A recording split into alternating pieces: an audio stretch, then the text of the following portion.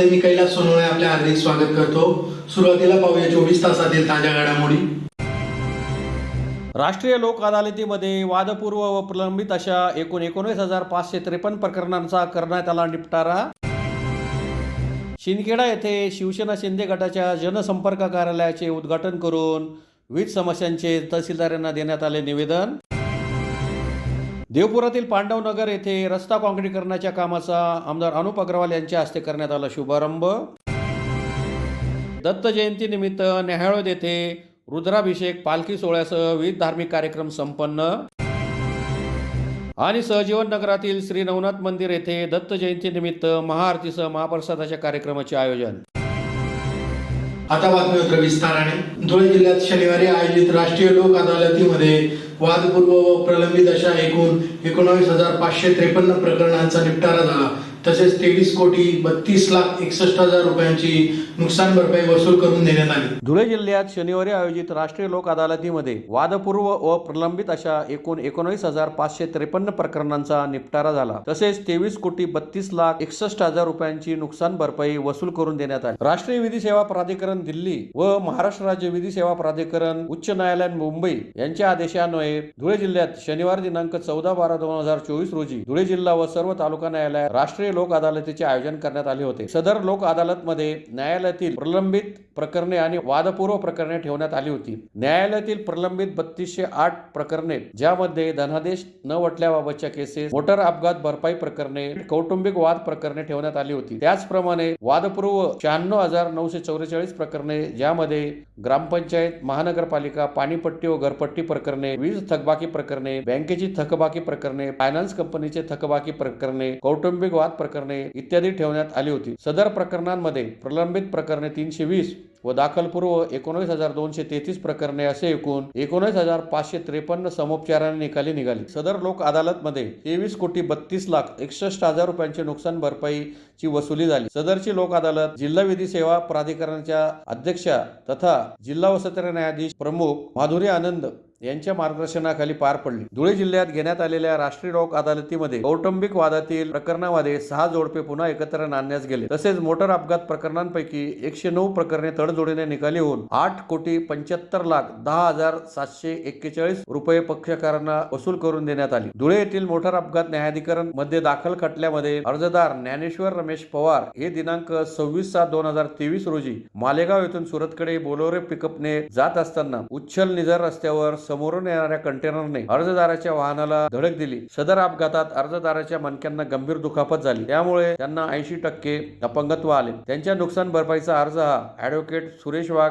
यांच्या मार्फत दाखल केला होता। यामधील प्रतिवादी विमा company royal Sundaram general insurance कंपनीचे वकील ॲडव्होकेट अशोघोष हातेकर आणि कंपनीचे अधिकारी सरोज चौधरी यांनी अर्जदाराचे अपंगत्व विचारात घेऊन अर्जदारास न्याय देण्याच्या हेतूने लोक अदालतमध्ये 26,50,000 रुपयांचे नुकसान भरपाई दिली। सदर लोक अदालतीसाठी धुळे जिल्हा वकील संघ, तालुका वकील संघ, पक्षकार, पोलीस, सर्व बँका, सर्व ग्रामपंचायत, महावितरण कंपनी, महानगरपालिका आदींनी अमूल्य सहकार्य केले। नमस्कार। आज 14 डिसेंबर 2024 आणि आज या वर्षाचं शेवटचं लोक अदालत आपण आयोजित केलेलं आहे। म्हालसा आणि नालसांजे यांच्या मार्गदर्शनाअंतर्गत हे आपण आयोजित करत असतो। आणि आजच्या लोक अदालतमध्ये आपण विविध प्रकारचे प्रकरणं ठेवलेले आहेत, जसे की क्रिमिनलचे असतील, सिव्हिलचे असतील, मोटर ॲक्सिडेंट असतील, प्री लिटिगेशनचे असतील, अजून बरेच प्रकरणं आपण ठेवलेले आहेत। आणि या लोक अदालतीमार्फत मी नागरिकांना असे आवाहन करेन की त्यांनी आपला वेळ, पैसा वाचवावा आणि या लोक अदालतीमध्ये आपले प्रकरणं सामंजस्याने मिटवून घ्यावे, जेणेकरून की त्यांना दोघांनाही, दोन्ही पार्टी जे असतात त्यांना समाधान लाभेल आणि आपलं लोक अदालत हे आपण यशस्वी करण्याकरिता पुढे पाऊल टाकू शकतो। नमस्कार। आज 14 डिसेंबर 2024 सालामधील ही 4थी आणि शेवटची राष्ट्रीय लोक अदालत आयोजित केलेली आहे। आजच्या राष्ट्रीय लोक अदालतमध्ये आपण टोटल जिल्ह्यामध्ये 13 पॅनल लावलेले आहेत। 4 दोंडाईच्या, शिरपूर, साक्री आणि शिंदखेडा या ठिकाणी 4 आणि आपल्या धुळे हेडक्वार्टरला 9 पॅनल लावलेले आहेत। यावरती प्रामुख्याने कौटुंबिक प्रकरणे, लेबर कोर्टामधील प्रकरणे, त्यानंतर दिवाणी स्वरूपाची फौजदारी तडजोड पात्र प्रकरणे अशा आपण ठेवलेले आहेत। त्यामध्ये विशेषतः मोटार अपघाताच्या प्रकरणामध्ये आपल्या धुळे जिल्ह्यामध्ये खूप चांगला प्रतिसाद मिळतो आणि त्यामधून बऱ्याच मयत व्यक्तींच्या वारसांना तसेच जे अपघातामध्ये जखडले गेलेले आहेत, कायमचा अपंगत्व आलेला आहे, अशा लोकांना सुद्धा मोठ्या प्रमाणात नुकसान भरपाई वसूल करून देण्याचं काम या लोकअदालतीच्या माध्यमातून झालेलं आहे. या लोकअदालतीचा फायदा हाच आहे की लोकांनी जी न्यायालयामध्ये न्यायालयीन शुल्क भरलेलं असतं ते 100% परत मिळतं. त्यामुळे लोकअदालतमध्ये हा पैसा वाचतो, वेळ वाचतो आणि त्यामधून दोघांनाही जिंकल्याची भावना निर्माण होते. त्यामुळं आणि या लोकअदालतीसाठी आम्हाला धुळे जिल्हा वकील संघाचं सर्वतोपरी सहकार्य असतं आणि ह्या दोघांच्या आमच्या संयुक्त विद्यमाने ही लोकअदालत चाललेली असते. यामध्ये पक्षकारांचा, वकिलांचा आणि न्यायाधीशांचा एकत्र सहभाग आणि त्यामध्ये न्यायालयीन कर्मचारी यांचा सहयोग या माध्यमातून ही लोकअदालत आम्ही आयोजित केलेली आहे. या माध्यमातून मी असं आवाहन करेन की पक्षकारांनी जास्तीत जास्त प्रकरणे लोकअदालतीच्या माध्यमातून मिटवून घ्यावी, जेणेकरून समाजामध्ये एक चांगलं वातावरण निर्मिती होईल. धन्यवाद. शिंदखेडा येथील गांधी चौकातील महादेव मंदिरासमोर शिवसेना शिंदे गटाच्या जनसंपर्क कार्यालयाचे तालुका प्रमुख अनिल जगताप यांच्या हस्ते उद्घाटन करीत तहसीलदार यांना विविध समस्यांचे निवेदन देण्यात आले. शिंदखेडा येथे शिवसेना शिंदे गटाच्या जनसंपर्क कार्यालयाचे मान्यवरांच्या हस्ते उद्घाटन करण्यात आले. यावेळी एकनाथ शिंदे यांनी उपमुख्यमंत्री पदाची शपथ घेतल्याने फटाके फोडून, पेढे वाटून जल्लोष साजरा करीत विविध समस्यांचे निवेदन तहसीलदार यांना देण्यात आले. शिंदखेडा येथील गांधी चौक महादेव मंदिरासमोर शिवसेना शिंदे गटाच्या जनसंपर्क कार्यालयाचे उद्घाटन विधिवत पूजा करून शिवसेना शिंदखेडा तालुका प्रमुख अनिल जगताप यांच्या हस्ते करण्यात आले. त्यानंतर कार्यालयासमोर शिवसेना प्रमुख एकनाथ शिंदे यांची राज्याच्या उपमुख्यमंत्री निवड व शपथविधी झाल्याबद्दल फटाके फोडून व पेढे वाटून जल्लोष साजरा करण्यात आला. तसेच तालुका प्रमुख अनिल जगताप यांच्या नेतृत्वात गांधी चौकापासून तहसील कार्यालयापर्यंत पदाधिकारी व कार्यकर्ते तसेच वारकरी बंधू घोषणाबाजी करीत पायी जाऊन तहसीलदार यांना विविध समस्यांचे निवेदन देण्यात आले. निवेदनात म्हटले आहे की संजय गांधी निराधार योजनेचे प्रस्ताव कार्यालयात धूळ खात पडलेले आहेत. सदर प्रस्ताव त्वरित मार्गी लावून लाभार्थ्यांना लाभ मिळवून द्यावा. वृद्धापकाळ योजनेचे प्रस्ताव त्वरित मंजूर करून त्यांना मानधनाचा लाभ देण्यात यावा. ऑनलाईन नवीन रेशन कार्ड, दुय्यम शिधापत्रिका हे आपल्या कार्यालयातून तात्काळ देण्यात यावे. केशरी शिधापत्रिकेवर अजूनही अनेक कुटुंबांना रेशन धान्य मिळत नसल्याच्या तक्रारी असून त्वरित रेशन धान्य मिळण्यासाठी सूचना कराव्यात, अशा विविध समस्या मांडण्यात आल्या आहेत. यावेळी हेमराज पवार, सावकार आयरे, रामदास कैरनार, दिगंबर वाघ, शांतीलाल पाटील, लुका मराठे, वत्सला माळी, गुंता माळी, मंगल माळी, नागराज पाटील, जगतराव पाटील, संजय सोनार यांच्यासह पदाधिकारी उपस्थित होते. आज आपण आदरणीय या राज्याचे कार्यदक्ष, संवेदनशील उपमुख्यमंत्री आदरणीय एकनाथराव शिंदे साहेब यांच्या आशीर्वादाने, डॉक्टर श्रीकांत शिंदे साहेब यांच्या मार्गदर्शनाने शिंदखेडा जनसंपर्क शिवसेनेचे कार्यालय आपण या ठिकाणी आजपासून सुरू करत आहोत. या तालुक्यातल्या जनतेचे जे जे काही विविध प्रश्न असतील ते आपल्या शिंदे साहेबांच्या बीजवाक्य की 80% समाजकारण आणि 20% राजकारण, आणि म्हणून आपण सर्व जे वारकरी आहोत, वारकऱ्यांसाठी आदरणीय एकनाथराव शिंदे साहेबांनी अतिशय मोठा असं काम गेल्या 2-2.5 वर्षामध्ये उभं केलं. आणि म्हणून आपण आज या ठिकाणी या कार्यालयाच्या माध्यमातून आपले जे प्रश्न आहेत, मग ते तहसील कार्यालयातल्या असतील, पंचायत समितीमध्ये असतील, पोलीस स्टेशनच्या असतील, MSCB ऑफिसच्या असतील, नवे जे जे काही छोटे मोठे सिव्हिलचे प्रश्न असतील, ते सर्व आपण या कार्यालयामधून जो जो आपल्यापर्यंत येईल त्या सगळ्यांचे, जो या ठिकाणी कुठल्याही घराने घेऊन आला असेल, ज्याचा चेहरा पडलेला असेल, जो नाराज असेल, जो या ठिकाणी रडत असेल, त्याला हसत आपण या ठिकाणी पाठवायचे, यासाठी तुमचा पाठिंबा मला आवश्यक आहे.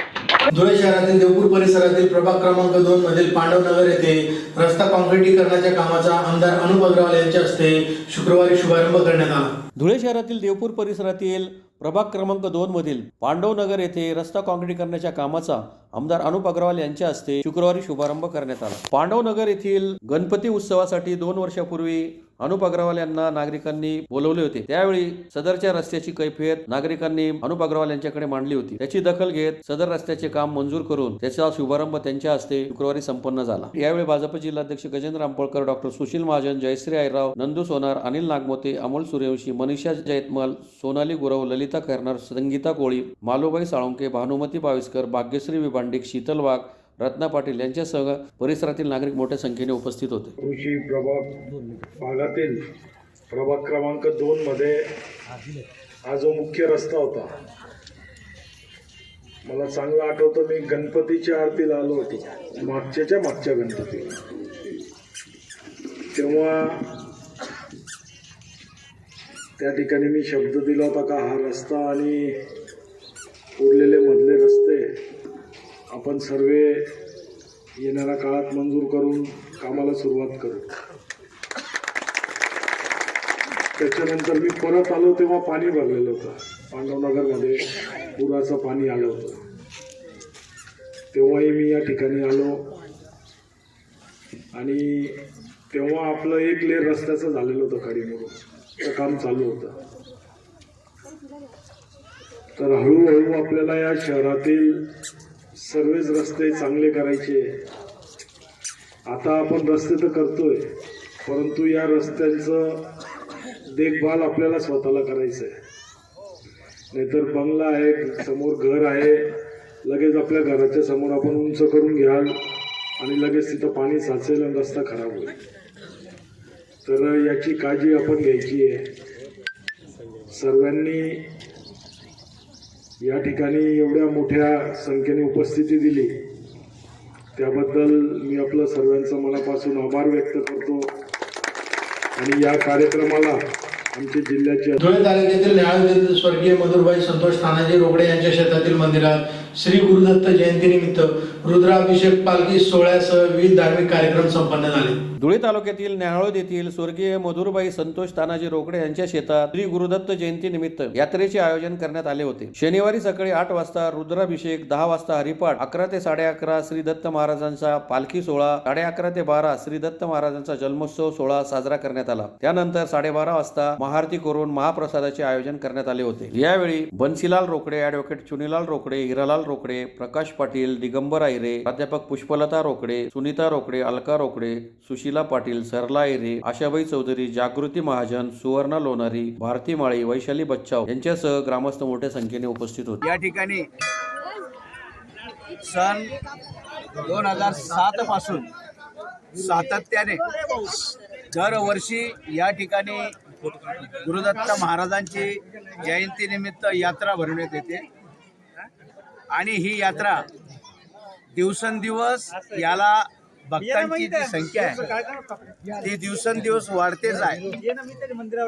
या मंदिराचं वैशिष्ट्य म्हणजे या ठिकाणी गुरुदत्तांनीच चमत्कार दिला होता आणि तो आपल्या ॲडव्होकेट चुनीलालजी रोकडे यांना तो साक्षात्कार झाला आणि त्यांनी या ठिकाणी मंदिराची स्थापना केली. या मंदिराच्या ठिकाणी अनेक संत महंतांनी या ठिकाणी भेटी दिलेल्या आहेत. किंबहुना धुळेचे बापूजी भंडारी संस्थान या संस्थांच्या आणि या मंदिराचं अतिशय जवळचे संबंध आहेत आणि या ठिकाणचे कार्यक्रम आणि या ठिकाणचे होणारे कार्यक्रम हे जवळपास निश्चित असतात आणि त्याप्रमाणे ते दरवर्षी होतात.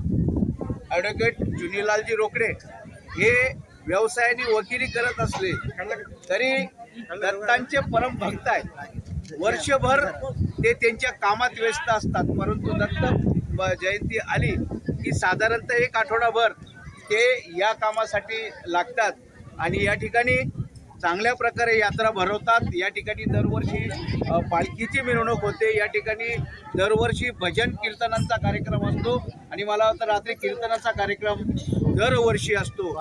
अतिशय नावाजलेले प्रख्यात असे कीर्तनकार या ठिकाणी येतात आणि आपलं कीर्तन सादर करतात. या पंचक्रोशीतल्या सर्व समाज बांधवांनी सुद्धा या परिसरामध्ये दरवर्षी मोठी गर्दी होते आणि भंडाऱ्याचा कार्यक्रम या ठिकाणी होतो. आता लवकरच या ठिकाणी आता भंडाऱ्याला सुरुवात होईल. दरवर्षी या पंचक्रोशीतला समाज बांधव या महाप्रसादाचा लाभ सुद्धा घेतात आणि रात्री किमान 2 ते 2:30 वाजेपर्यंत या ठिकाणी विविध कार्यक्रम चालतात. धुळे शहरातील शासकीय दूध डेअरी जवळील सजीवन नगरातील श्री नवनाथ मंदिर येथे दत्त जयंती निमित्त महाआरतीसह महाप्रसादाच्या कार्यक्रमाचे आयोजन करण्यात आले होते. धुळे शहरातील शासकीय दूध डेअरी जवळील सहजीवन नगरातील श्री नवनाथ मंदिर येथे दत्त जयंती निमित्त शिवसेनेचे महानगर प्रमुख सतीश महाले यांच्या हस्ते महाआरती करण्यात आली. यावेळी महाप्रसादाचे आयोजन करण्यात आले होते. महाप्रसादाचा शेकडो भाविकांनी लाभ घेतला. सहजीवन नगर येथील श्री नवनाथ मंदिर हे जागृत देवस्थान असून श्री दत्त जयंती निमित्त येथे सालाबादाप्रमाणे महाआरती व महाप्रसादाच्या कार्यक्रमाचे आयोजन करण्यात आले होते. महाप्रसादाचा शेकडो भाविकांनी लाभ घेतला.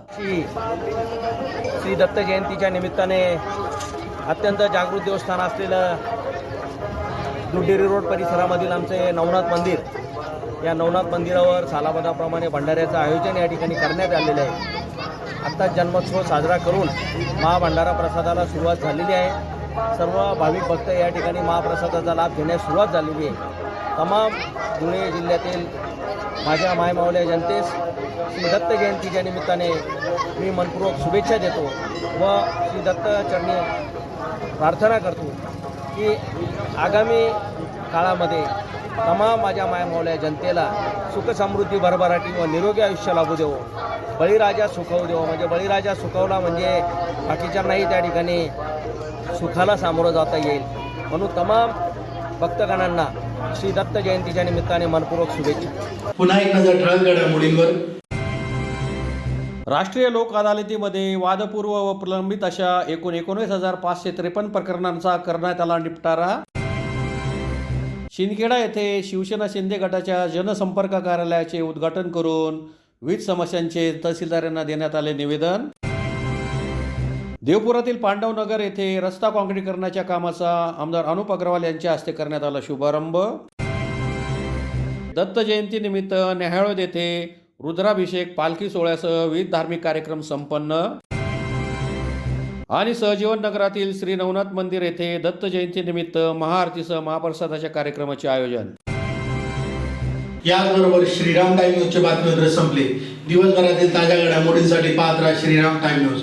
भेटूया पुढील प्रसारणात. तोपर्यंत नमस्कार.